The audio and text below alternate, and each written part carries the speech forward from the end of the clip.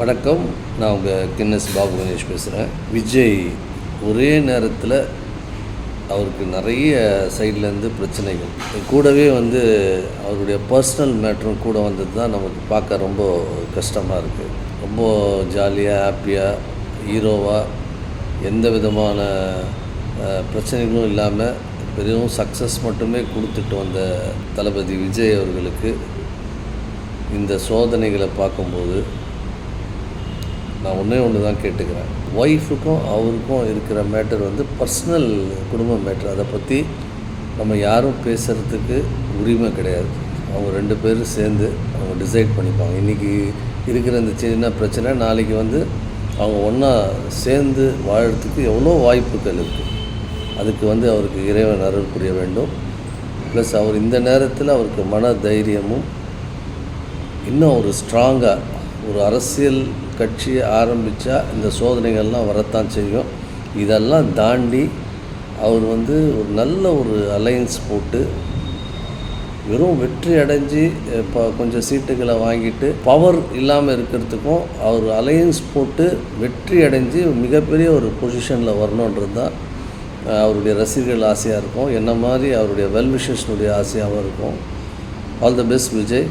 நிச்சயமாக அரசியலில் உங்களுக்கு ஒரு பெரிய இடம் காத்திருக்கும். அவர் ஒரு மாபெரும் ஹீரோ, கமர்ஷியல் ஹீரோ. அவர் ப்ரொடியூசரும் கூட. அவங்க அப்பா மிக தலைச்சிறந்த ஒரு டைரக்டரு, எங்களுக்கெல்லாம் குருநாதர் பண்ணுறோம். சரி, ஒரு ஹீரோவாக இருக்கும் ஒரு சராசரி மனிதனுக்கே நிறைய பேர் அவர் மேலே ஆசைப்படுவாங்க.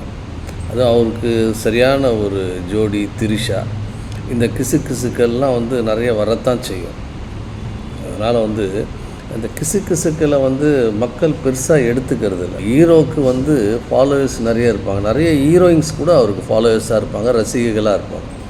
தயவுசெய்து அவர் அதை வச்சு அவரை ரொம்ப மனசை வருத்தப்பட வைக்காமல் அவரை கொஞ்சம் ஏங்க விடுங்க. ஏன்னா அவர் நல்லது செய்யணும்னு நினைக்கிறாரு. அவர் ஒரு அரசியல் கட்சி ஆரம்பிச்சிட்டாரு. அதுக்கு நிறைய ஃபாலோவர்ஸும் வந்துட்டாங்க. இப்போ அவர் டிசைட் பண்ண வேண்டியது ஒன்று தான். ஒரு நல்ல அலையன்ஸ் போட்டார்னா அவருடைய பார்ட்டி நேஷ்னல் பார்ட்டியாக கூட மாறுறதுக்கு வாய்ப்பு இருக்குது. அதை அவர் சிந்திச்சிருப்பார். அதை நோக்கி அவருடைய பயணங்கள்லாம் இருக்கும். அவர் வெற்றி அடைய இறைவனை நான் பிரார்த்திக்கிறேன். எனக்கு நண்பர், அவர் அப்பாவை எனக்கு குருநாதர் மாதிரி.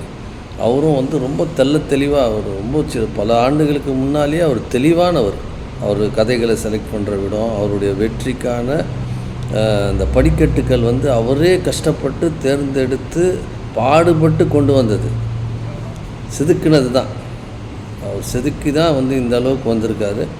ஸோ இந்த கிசுக்கல்ல இருந்தெல்லாம் அவர் எப்படி வெளில வரணும்னு அது அவருக்கே தெரியும்.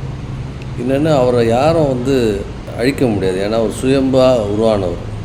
அவர் பின்னாடி நிறைய வெல்விஷர்ஸ் இருக்காங்க. வந்தே மாதரம். ஜெய்ஹிந்த். உங்கள் கின்னஸ் பாபு கணேஷ்.